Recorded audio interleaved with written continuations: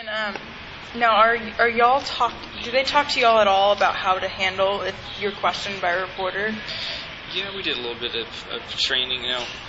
Kind of funny, more so in ROTCs. Like in my experience at Baylor, in the ROTC, I learned they actually did on how to handle reporter relationships. So I guess. In our pre-mob and our actual pre-deployment training that we did, like the 3 months prior, we really did not touch on that. That was not like something that was largely important. But I think it's kind of funny that we did it like a lot in ROTC. So it's kind of the officer's job. So like lower enlisted, you're allowed to talk to reporters like under certain regulations and stipulations. Mostly it's like left to commands to address them and to like release details because it's like operational security over there, so you're kind of limited what you can say and what you can't say. So. But they don't give you any kind of guidelines like what's classified and what's not? Oh my gosh. We go through hours and hours and hours of PowerPoints on operational security and things not to say to just information that you need to protect, details that could be used to exploit. The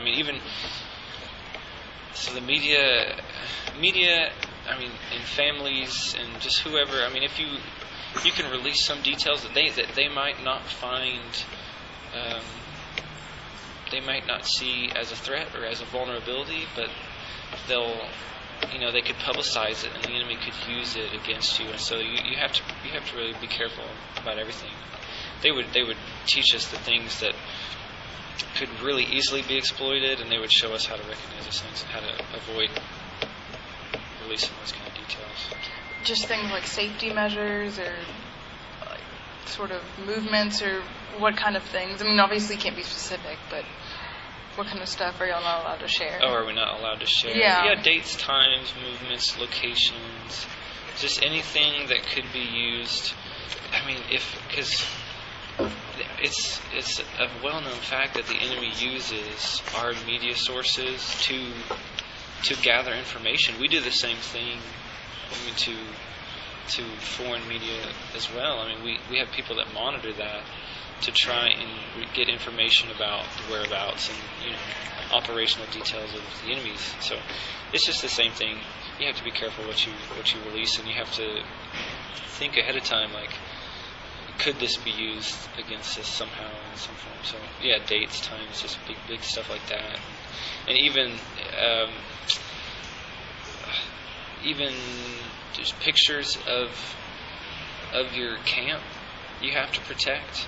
So ours especially, we would really have to guard. We'd have to police our own photos. Photos were pretty much restricted for the most part, but when we did, even with official camera, take photos around camp, we had to go back and Photoshop out antennas or just certain the setup, so that because a lot of the stuff that you wouldn't think is just a background, but the background information can be used to exploit.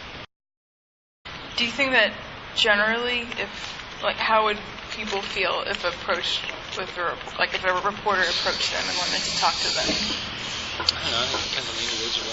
Yeah, of course. Yeah. Mostly over there, my group, I can speak for my group for the most part. I'd say we'd be welcome to address them outside. Our compound was pretty secure, so obviously you're not going to just be able to just walk right into our compound. But if you wanted to speak to somebody or interview somebody, they'd be more than happy to supply them. We just talk to them casually because we're all very well educated on what we can say and cannot say, because we police ourselves every day on what we say to our families and things.